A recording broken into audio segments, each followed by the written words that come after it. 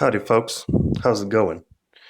This is my new custom-made handpiece that I went and sent it out to a company that deals with tooling and stuff like that. So they made this handpiece for me. I did the drawing and I requested all the materials and dimensions and everything, and they made this wonderful handpiece for me. Uh, it's flat on this bottom side, so I can hold it quite nice in my palm like that. So let me just take it apart quickly so you can see how it works. So here's the collet that holds the gravers. Um, Actually, let me show you firstly how the thing works, so you won't say that it's not working or anything. Let me just fire it up. Just fire it up.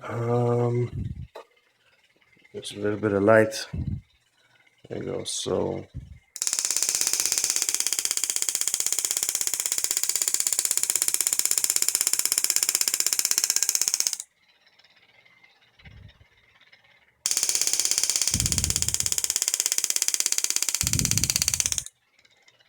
well, I did a mess there. I'm just showing you, so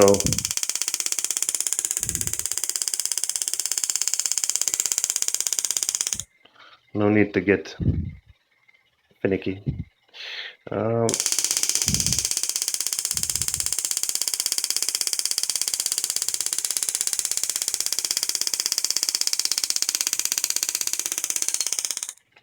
anyway, you can see that it works quite nice. Uh, just turn it off.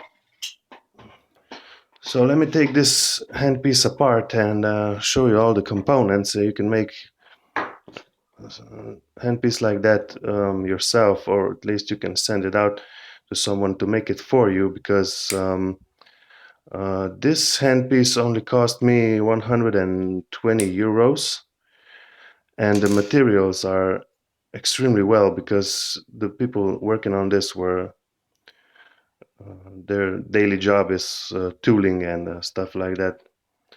So this is the collet. Made the threads on both sides, but I can see it's only sufficient on the other because the graver goes um, like somewhere around here, and it's a hole, so it holds the graver when the piston hits. So it's only sufficient with one thread to hold it, so it doesn't come out.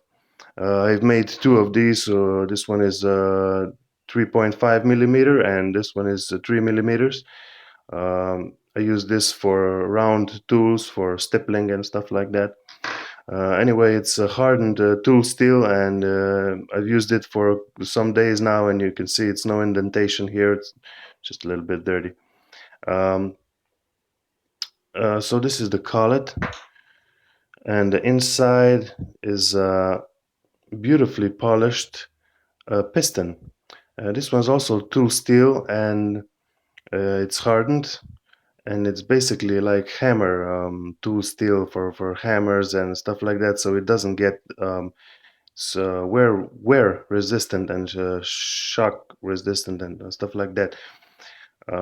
I've weighted it so it weighs exactly 5 grams.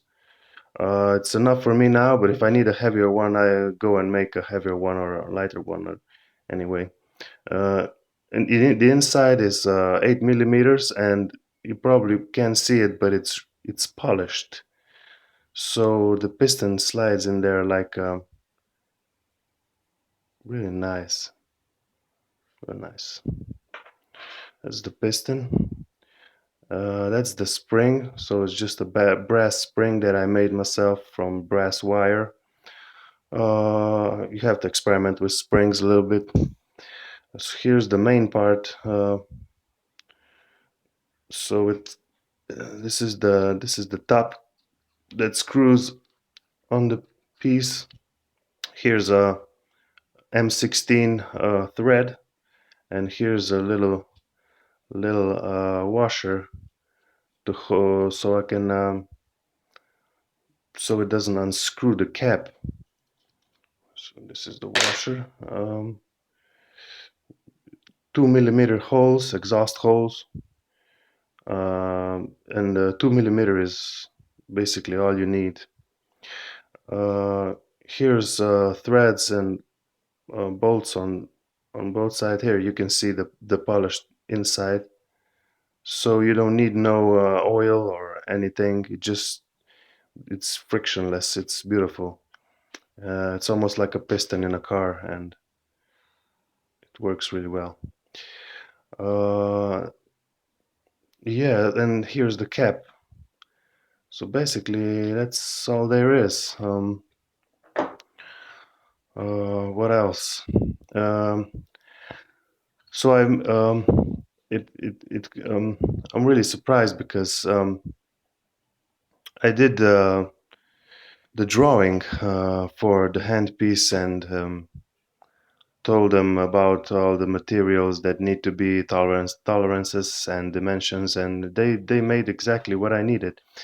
And surprisingly, but it only cost me 125 euros. So if you think that you need to buy expensive hand pieces from the main um, suppliers like GRS or Lindsay or anything, you really don't in the beginning. I suppose they work better than my handpiece, but basically this stuff gets the job done. From now on, I'm going to be using only this handpiece, and you will see what I can do. Yeah, so this is quite. I'm really happy with it, and it's surprisingly how cheap that was. Um, I was I was scared in the beginning uh, because I didn't know how much they're gonna charge me for this handpiece, but it's really cheap and it's made professionally. Anyway, let me rebuild that so you can see the whole picture.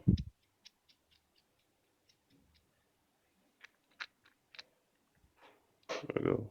Oh, there we go.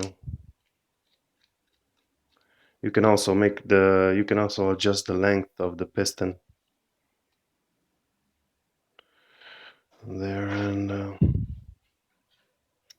the collet like this, and just use a little bit of invis to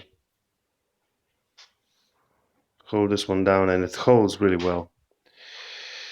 You just have to tighten it real nice, and the collet does not come out. There you go.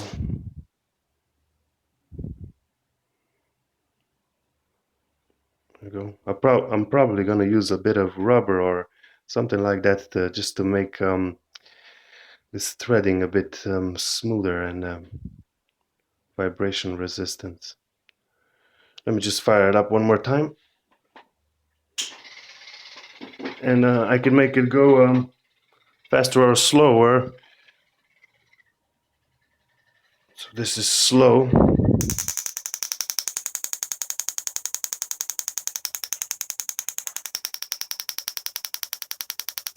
It works real well, and I can make it go faster.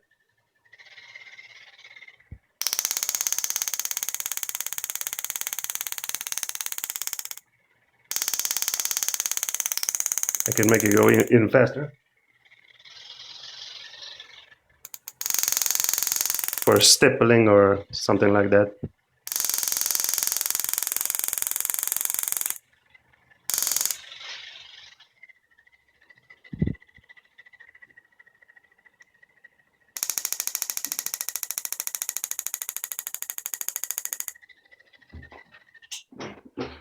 So anyway, you can make this yourself.